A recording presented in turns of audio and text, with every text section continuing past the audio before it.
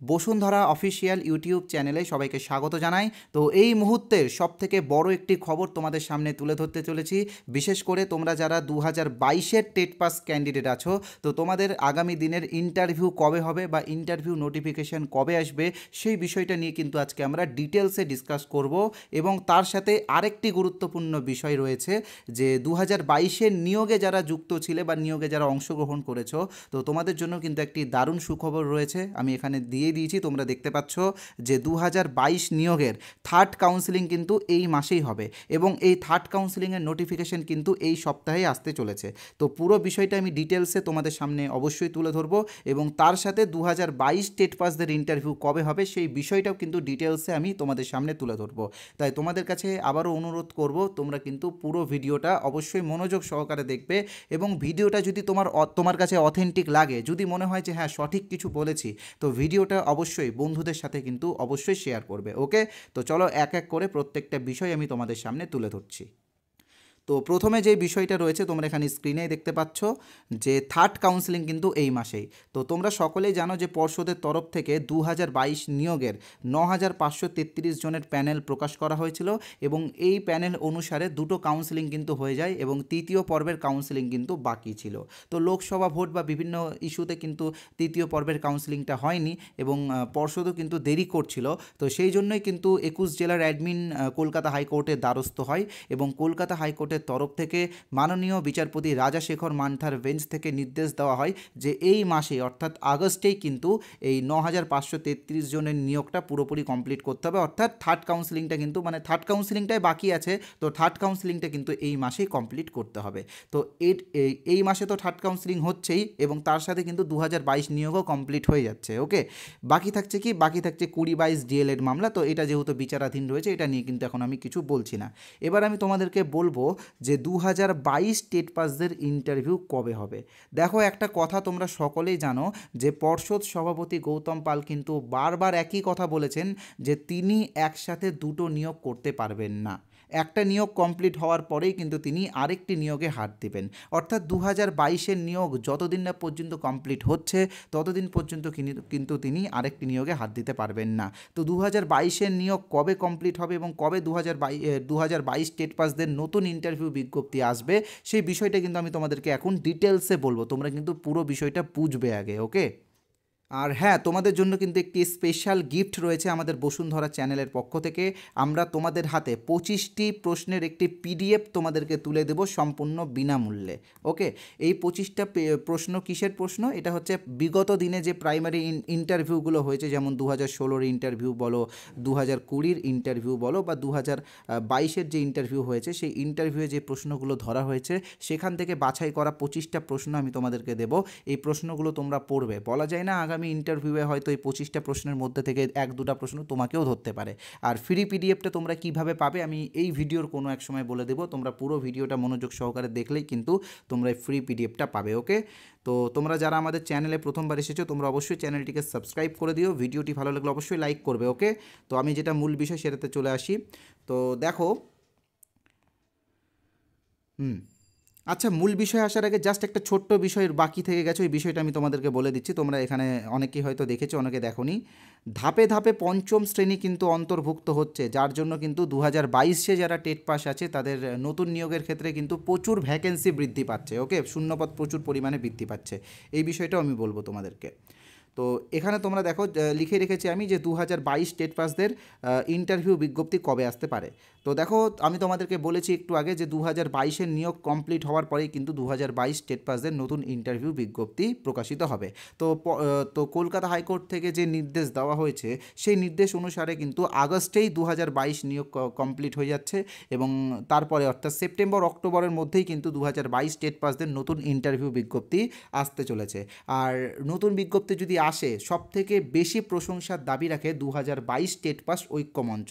তারা যেই রকমভাবে আন্দোলন করছে বা যেই রকমভাবে পথে নেমেছে সেটার জন্যই কিন্তু তোমাদের নতুন ইন্টারভিউ বিজ্ঞপ্তি খুব শীঘ্রই আসতে চলেছে। তাই তোমরা সকলেই 2022 টেট পাস ঐক্যমঞ্চের পাশে থাকো এবং তাদের আন্দোলনগুলোতে সামিল হও। ওকে, শান্তিপূর্ণভাবে গণতান্ত্রিক পদ্ধতি মেনে আন্দোলন করো এবং নিজেদের ইন্টারভিউ বিজ্ঞপ্তি যত তাড়াতাড়ি সম্ভব ছিনিয়ে আনো। আমি যেটা বললাম সেটা পর্ষদের সূত্র অনুসারে বা পর্ষদের কথা অনুসারে, পর্ষদ যেটা বলেছে বারবার যে একটা নিয়োগ কমপ্লিট করার পরেই কিন্তু তারা আরেকটা নিয়োগে হাত দেবে। তো সেই অনুসারে কিন্তু সেপ্টেম্বর বা অক্টোবরের মধ্যেই কিন্তু তোমাদের নতুন নিয়োগ বিজ্ঞপ্তি আসছে। আর তার সাথে যেটা বললাম একটু আগে, যে প্রচুর শূন্যপদও বৃদ্ধি পাচ্ছে। কেন শূন্যপদ বৃদ্ধি পাচ্ছে সেটাও বলবো। আর তার সাথে আরেকটা বিষয় তোমাদেরকে বলবো, সেটা হচ্ছে 25টা ইন্টারভিউয়ের যে পিডিএফ সেট, সেটা তোমরা কিভাবে পাবে। তো সেটা বলার আগে জাস্ট একটা ছোট্ট বিজ্ঞাপন বিরতি আমি অবশ্যই নিয়ে নিব। তোমরা এখানে দেখতে পাচ্ছ যে আমাদের চ্যানেল অর্থাৎ বসুন্ধরার তরফ থেকে আমরা কিন্তু 6টা প্রাইমারি ইন্টারভিউ বই বের করেছি, যেই 6টা বইয়ের দাম মাত্র 50 টাকা, অর্থাৎ এক একটা বইয়ের দাম 10 টাকার থেকেও কম, অর্থাৎ 6টা বই তোমরা পাচ্ছ মাত্র 50 টাকাতে। তো এই বইগুলোতে কি রয়েছে, 2016তে ইন্টারভিউয়ে যে প্রশ্নগুলো ধরা হয়েছে সেই প্রশ্ন কিছু রয়েছে, 20 প্রশ্ন রয়েছে এবং 22-এর ইন্টারভিউয়ের কিছু প্রশ্ন রয়েছে। আর তার সাথে কেভিএস পিআরটিরও কিছু প্রশ্ন আমরা বাংলা ভার্সনে দিয়েছি। তোমরা চাইলে এই পিডিএফগুলো পারচেস করতে পারো। কিভাবে পারচেস করবে আমি তোমাদেরকে বলে দিচ্ছি। স্ক্রিনে তোমরা যে নাম্বারটা দেখতে পাচ্ছ 8918259248, এই নাম্বারে আমাদের ফোনপে, গুগল পে, পেটিএম এবং অ্যামাজন পে রয়েছে। আর তোমরা চাইলে কিউআর কোড স্ক্যান করে পেমেন্ট করতে পারো। এই নাম্বারে পেমেন্ট করার পরে এই নাম্বারে হোয়াটসঅ্যাপে পেমেন্টের স্ক্রিনশট পাঠিয়ে দিলে তোমরা পিডিএফগুলো পেয়ে যাবে। আর তোমরা যারা আমাদের কোর্সে জয়েন করতে চাও, আমি বলবো আমাদের কোর্স কিন্তু ওয়েস্ট বেঙ্গলের সব থেকে বড় ইন্টারভিউ কোর্স। তো এই কোর্সে তোমরা কি পাবে, এই কোর্সে কিন্তু তোমরা প্রাইমারি ইন্টারভিউ রিলেটেড যাবতীয় তথ্য পাবে এবং তার সাথে অ্যাপটিটিউড টেস্ট বা ডেমনস্ট্রেশনেরও গাইড তোমরা পেয়ে যাবে। এই কোর্সের অরিজিনাল প্রাইস 499 টাকা, তবে এখন আমরা অফার প্রাইস এনেছি তোমাদের জন্য মাত্র 350 টাকা। তবে এই অফারটা শুধুমাত্র আজকের জন্য, অর্থাৎ 350 টাকার অফারটা শুধুমাত্র আজকের জন্যই তোমরা পাবে। তাই তোমরা যারা আজকে এই কোর্সে জয়েন হতে চাও, আজকেই জয়েন হয়ে যেও। এই কোর্সের একটা ছোট্ট প্রশ্ন আমি তোমাদেরকে এই ভিডিওর শেষে দেখাবো। ওকে, তো যারা জয়েন হবে আমি তোমাদেরকে বলে দিচ্ছি প্রসেসটা। এখানে তোমরা যে নাম্বারটা দেখতে পাচ্ছ 8918259248, এই নাম্বারে PhonePe, Google pay, Paytm, Amazon pay রয়েছে, কিউআর কোডও আছে। তোমরা পেমেন্ট করে পেমেন্টের স্ক্রিনশট হোয়াটসঅ্যাপে পাঠালেই কিন্তু তোমরা আমাদের কোর্সে জয়েন হয়ে যাবে। ওকে, তো এবার আমি তোমাদেরকে যেটা বলছিলাম যে তোমাদের ভ্যাকেন্সি বাড়ছে কেন, আর তার সাথে কি বলেছিলাম যে 25টা ইন্টারভিউয়ের সেট তোমাদেরকে ফ্রিতে দেবো। তো কিভাবে তোমরা 25টা ইন্টারভিউয়ের পিডিএফ পাবে, এখানে তোমরা দেখতেই পাচ্ছ একটি নাম্বার 8918259248, এই নাম্বারে হোয়াটসঅ্যাপে তোমরা INT লিখে SMS করো। ঠিক আছে, হোয়াটসঅ্যাপে করবে আর INT ক্যাপিটালে লিখবে। ওকে, হোয়াটসঅ্যাপেই করতে হবে, কিন্তু কেউ নর্মাল SMS করলে পাবে না, হোয়াটসঅ্যাপেই করতে হবে। আর যারা এই নাম্বারটা মানে এই হোয়াটসঅ্যাপ নাম্বারটা সেভ করতে বিরক্ত বোধ করছো, তোমাদেরকে বলে রাখি এই ভিডিওর কমেন্ট বক্সে আমি একটা হোয়াটসঅ্যাপ লিঙ্ক দিয়েছি, সেই লিঙ্কে ক্লিক করে তোমরা হোয়াটসঅ্যাপে আসবে, সরাসরি এখানে INT লিখে SMS করে পিডিএফটা নিয়ে নেবে। ওকে, এটাই কিন্তু Bashundhara official WhatsApp number. Free পিডিএফটা তোমরা সকলেই নাও, ফ্রি পিডিএফের জন্য কোনো টাকা লাগছে না।